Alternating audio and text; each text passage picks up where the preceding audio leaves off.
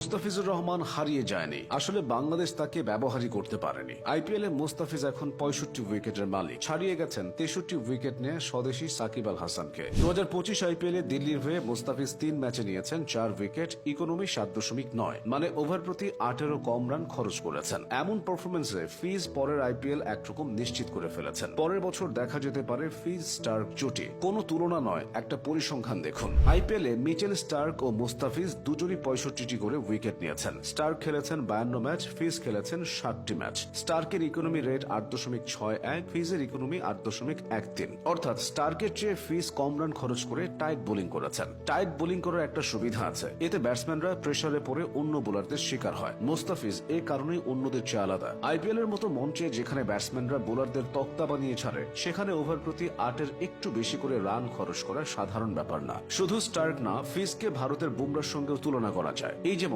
আন্তর্জাতিক টি-20তে মুস্তাফিজ 16 থেকে 20 ওভারের মধ্যে মোট 725টি বল করেছেন, এর মধ্যে 300 বল ছিল ডট। এতে করে মুস্তাফিজের ডেথ ওভারে ডট বল দেওয়ার হার দাঁড়ায় 41.37। তার চেয়ে একটু ভালো আছেন কেবল একজন বোলার, জসপ্রীত বুমরা। বুমরার ডেথ ওভারে ডট বলের হার 42.02। ফিজ আইপিএল এ মোট 7টি আসর খেলেছেন, প্রতিবার তার প্রথম শিকারগুলো দেখুন। 2016 সালে ডি ভিলিয়ার্স, 2018 সালে জাদেজা, 2021 সালে মার্ক স্টয়নিস, 2022 সালে ম্যাথু ওয়েট, 2023 সালে রোহিত শর্মা, 2024 সালে ডু প্লেসিস এবং 2025 সালে আবার রোহিত শর্মা। মুস্তাফিজ একমাত্র বাংলাদেশী হিসেবে আইপিএল এ 5টি দলে খেলেছেন। Sunrisers Hyderabad, Mumbai Indians, Rajasthan Royals, Chennai Super Kings এবং দিল্লি ক্যাপিটালস, সবখানেই তিনি আস্থার নাম হয়েছিলেন। 2016 সালের আইপিএল এর স্মৃতি মুস্তাফিজ চাইলেও ভুলতে পারবে না। কখনো ভয়ঙ্কর কাটার, কখনো দুর্ধর্ষ ইয়ার্কার। 2016 সালে মোস্তা ছিলেন ধরাছোঁয়ার বাইরে, তার ইয়ার্কারে বোল্ড হয়ে মুখ থুবড়ে পড়েছিল আন্দ্রে রাসেল। সেবার হায়দ্রাবাদের একমাত্র শিরোপার অন্যতম নায়ক ছিলেন কাটার মাস্টার।